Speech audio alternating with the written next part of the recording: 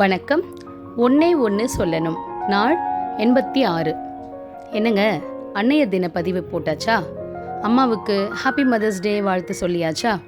அப்புறம் என்ன, நம்ம வேலையை பார்ப்போமா அப்படின்னு இல்லாமல் ஒரு உறுதிமொழி எடுக்கலாமா? அம்மானா சும்மா இல்லை, அது நம்ம எல்லாருக்குமே தெரியும். அப்பா மட்டும் என்ன, அவரும் அதுக்கும் மேலே தான். சொன்னதையே திரும்ப திரும்ப சொல்லுவாங்க.